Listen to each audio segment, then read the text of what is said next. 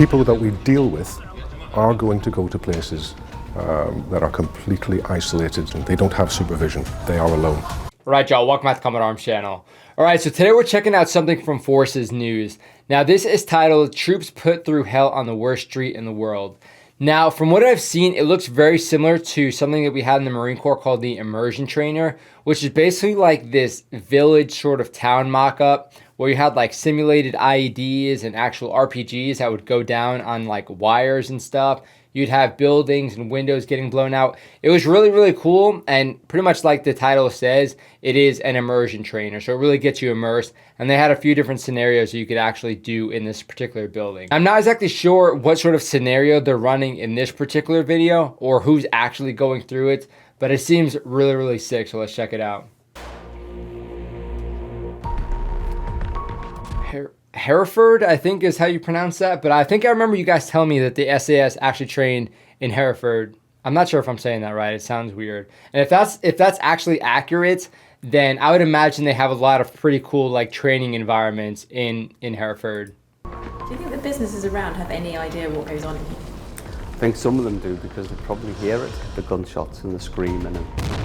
And From this terrifying industrial unit in Hereford, medical emergency specialist Icarus trained the emergency services, the UN, aid workers, journalists and militaries from all over the world. Today, the Qatari special forces are being put under pressure. The training center was set up. Qatar. I don't really know a whole lot about Qatar. It is a pretty small country, so I don't know how their special forces are, but okay, so let's check it out. I don't know. I would imagine that they're just using weapons and stuff that they have on site, but do they have to go through with these orange jumpsuits? That's kind of bizarre. And they got headlamps too. Okay. I mean, that's not the SOP that I would try and develop or maintain because, yeah, a big flashlight on your head is pretty much just saying, like, shoot here. But, okay. All right, let's see how they do. Let's see what sort of scenario they're actually running as well. The training centre was set up by former Special Forces medic Jed Healy. thankfully, we've got a good working relationship with the local police and they know what's happening here.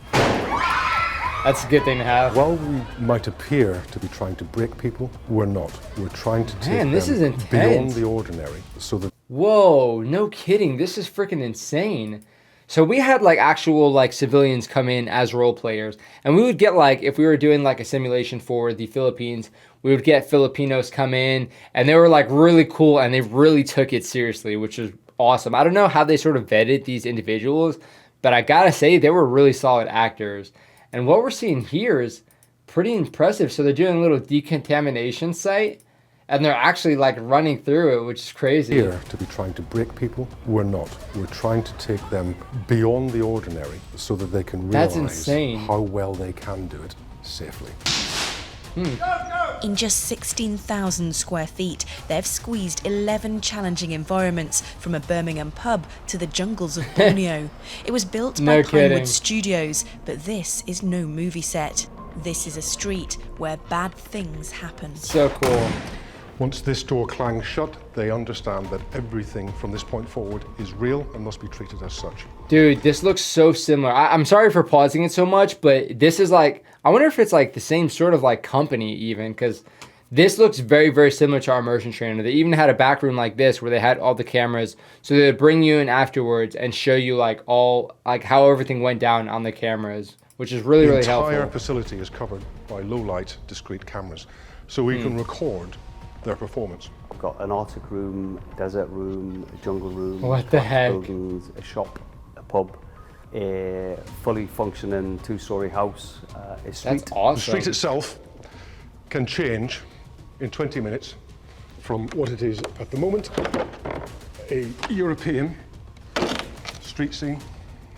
By removing all of these doors, fittings and furniture, within 20 minutes we can turn this into Middle East, North Africa. We can obviously bring vehicles into the training centre. We can put vehicles on their side, on their roof. While they think they know what they're walking into, often they're walking into something completely different. We can walk in or provide the students with smoke and fog. Dude, and they had like rain. I don't know if we had that in ours. That's pretty intense. But that is like a really awesome capability to have in this sort of environment We checked out a video previously where it was like this advanced combat simulator, and it was honestly just like a normal crummy shoot house with nothing too special, honestly. And this is exactly what you want to see. Whenever you're actually talking about like realistic training, this is perfect, especially when you get like actors or like the role players with a certain ethnicity and they sort of understand the culture and whatnot. You can also add like some cultural awareness into the whole scenario. And again, it's some of the best training you can get. Have a wide range of pyrotechnics. Steve! And if you have a look at this. Nice. Steve! For one That's all he has to do is yell, particular, Steve. requirement, we decided to flood the training centre. We built a carcass around the training centre. We then put a very heavy waterproof sheet inside the it, heck? and then we filled it with 80,000 litres of water. And we then put debris Dude. into the water and then put a boat on it. This is That's actually a really sick. exciting, simple, but incredibly important room. It's nothing more than a dressing up box, but it's crucial. We go down to the detail of all the nasty, icky stuff, the vomit, the blood, the poo, because Vomit those are even. the smells that you will experience. That's crazy, dude. We incorporate all of the subtle, unfiltered and unconsidered senses that people often don't think about, which is vitally important to make That's sure a that good this, point. this establishment is a training centre rather than just a film set with some people running around on it.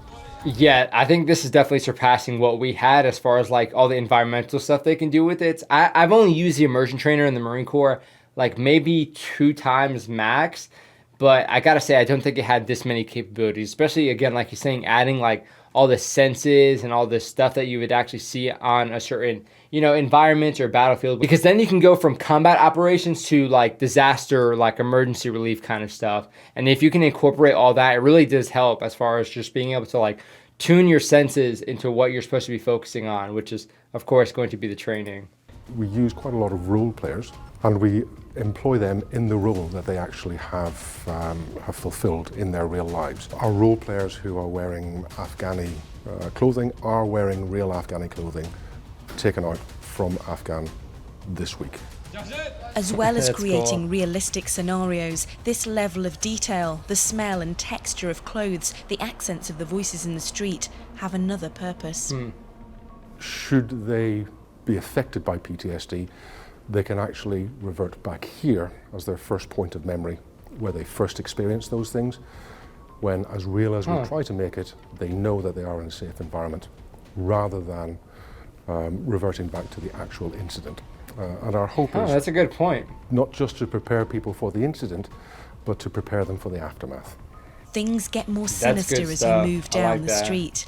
The team are constantly throwing curveballs at the unsuspecting trainees. Even the innocent-looking houses are booby-trapped and full of surprises. Oh, snap. When we're doing training for active shooter incidents, for example, we've found over the years that people will always take refuge in here. And so we've built in little incentives for them to move on.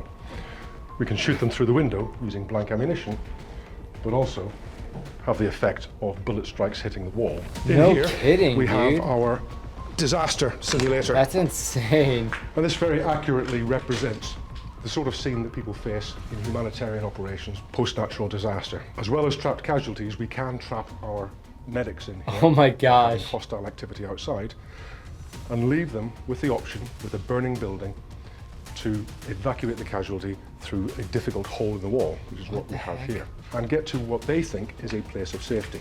Steve, could you turn the water on, please? There goes Steve again.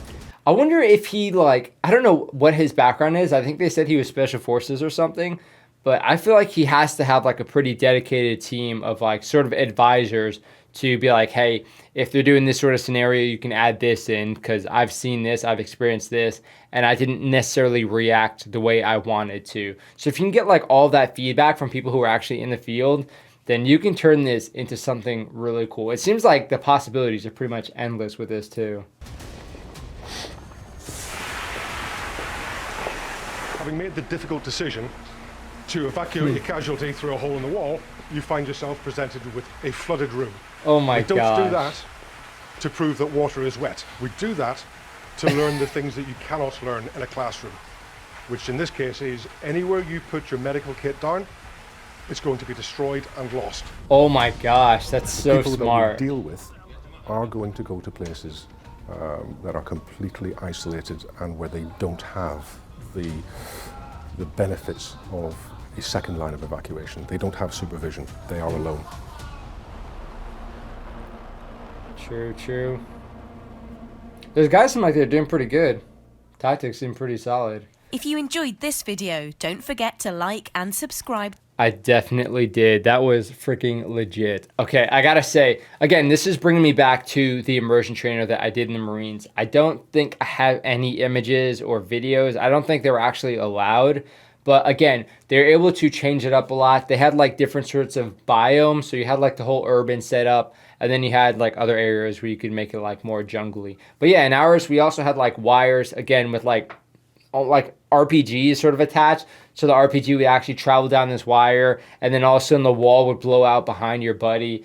It was pretty insane. So I thought that was some great training, but this is really solid as well. And again, the possibilities are just endless. Like with ours, I feel like it was definitely geared towards combat operations. Of course, you could use it for like humanitarian stuff if like the get up or the mock up was pretty much the same. But like he's saying, adding in that weather really makes a difference. So when you have, like they're saying, people who have a medical kit and they're trying to treat someone, all of a sudden they're putting their med bag down into some water and everything's getting washed away and whatnot into the gutter.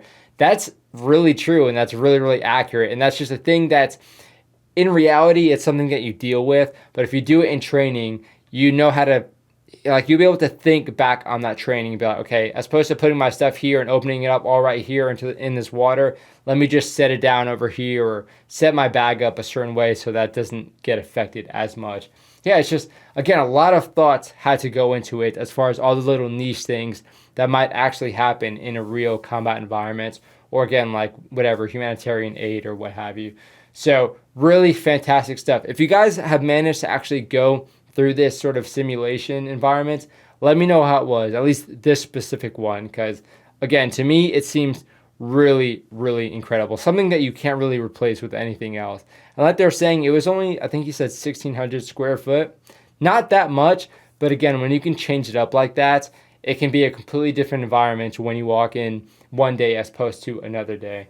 So really, really fantastic stuff. Let me know what you guys think about this. If you've done any other sort of like advanced simulation training, let me know how that was down in the comment section.